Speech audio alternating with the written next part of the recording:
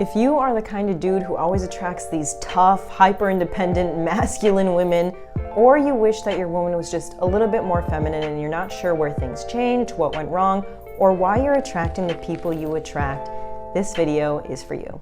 Men struggling to find truly feminine women is becoming a lot more common every day, simply because of societal expectations, pressures, and the confusion amongst gender roles. And now we've also thrown in masculine versus feminine energy. Everybody's a little bit confused about what's going on. So first things first, what I'm going to be talking about in this video does revolve around masculine and feminine energy.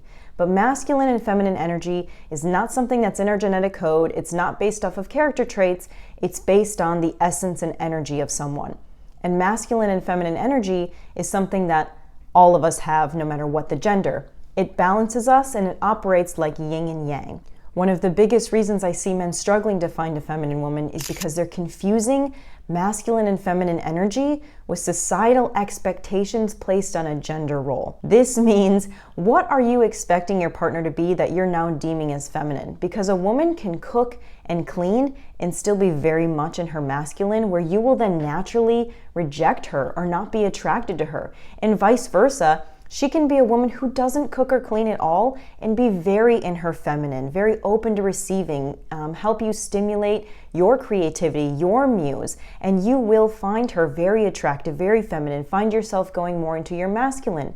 So we have to understand and separate these two. What are you actually looking for, and are you being clear about it? Many of the videos I come across on Instagram or TikTok are focused on how women nowadays don't cook, they don't clean, they don't want to be housewives for their men. And I think that we're actually missing the point, because the feminine in her natural divine energy is going to bring with her a grace and a peace and an ease and a fluidity and get you into that creative space. She's going to be your muse. She's going to inspire you to be more masculine. And I think that's really the essence and the energy that men are looking for and trying to capture, as opposed to just someone who cooks and cleans and does the housework for him.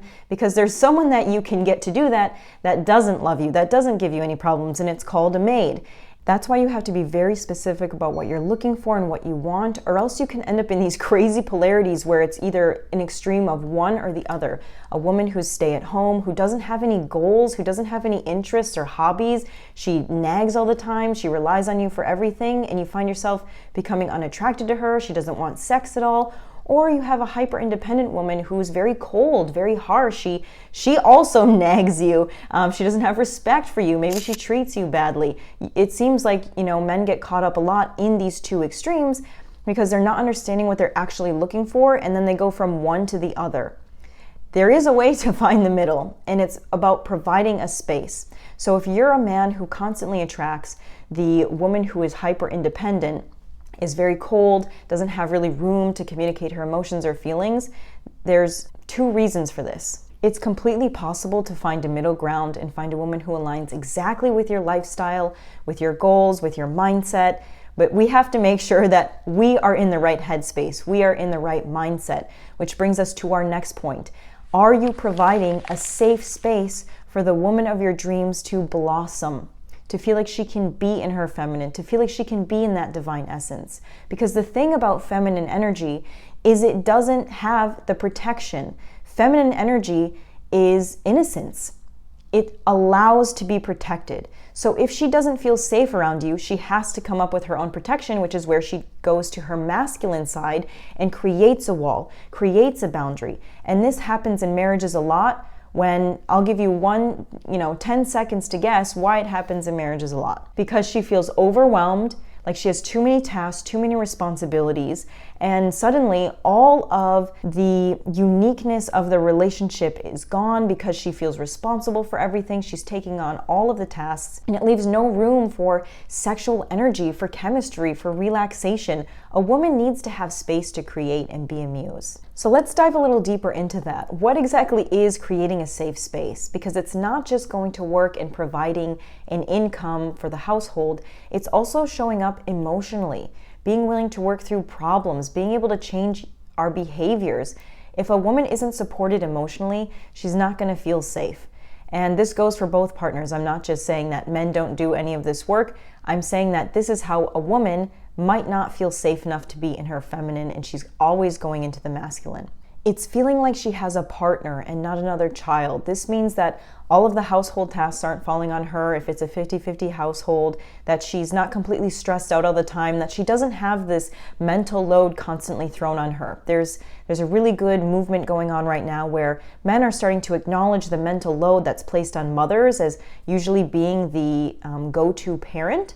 So when fathers are participating in their marriages, or when husbands are participating in their marriages and taking on more responsibility, it relieves stress from the woman and actually allows her to be in a safe space. A huge reason I see men being too far into their feminine energy is when they've broken trust with themselves and with others. This doesn't mean that feminine energy breaks trust. What it does is it counteracts your masculine energy, which then makes you go into the shadow feminine. This means you're not keeping your promises to yourself or others, you're not taking responsibility, you're going into the victim mindset, perhaps you're complaining a lot.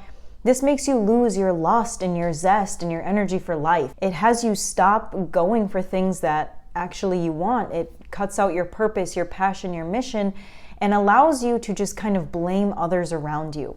And what this does is it puts people in a state of survival, which means the masculine comes out in protection.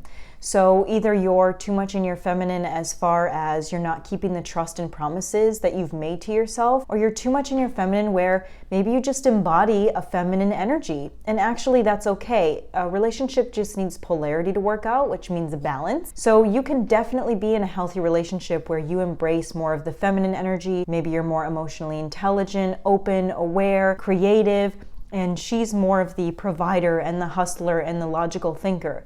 That relationship can work out, but if you desire to switch roles, make sure you're tapping more into your masculine than your feminine energy to create the balance. The next huge reason I see men get stuck in these cycles of attracting hyper-independent women, women who aren't good for them, is because they once again are confusing what they're actually looking for. Because a lot of time men will think that they're attracted to hyper masculine women when actually they're just attracted to women who are actually quite abusive. Abuse does not equal masculinity. So we need to dive in and self-reflect. What behavior patterns are we used to? What type of love are we used to? Did we have a childhood where there was a lot of verbal or mental abuse or even neglect or abandonment? Maybe our parents weren't emotionally available for us. They weren't emotionally aware. So now when we enter into a relationship, we have a very low expectation of what someone can offer us, which makes us perfectly subject to someone who can take advantage of us, someone who doesn't have a lot of empathy, someone who's very cold. So we have to kind of do a self-analysis throughout all of these factors. Who am I in relationship to myself? Am I learning my boundaries? Am I learning how to trust myself? Am I staying true to my own goals, my own endeavors, my own purposes and passions? Am I embracing my masculinity, or am I going too far into a victim mentality, a mindset where I feel like I can't do anything, I need to be codependent on someone? Then we have to make sure that we are constantly self-learning by understanding our own emotional responses, our triggers, how we handle life situations, how we parent, how we co-parent, how we create a safe space for the people around us. When you go checkmark by checkmark for these things within yourself, it makes a relationship with a woman so much easier and allows her to relax into her feminine, where both of you feel fulfilled, no matter who is paying the bills, no matter who is doing the dishes, because those societal expectations do not matter as much as the energetic presence and polarity. So I hope this video helped. Let me know if you want to go into more details below or what you would like me to expand on, and I'll see you in the next video.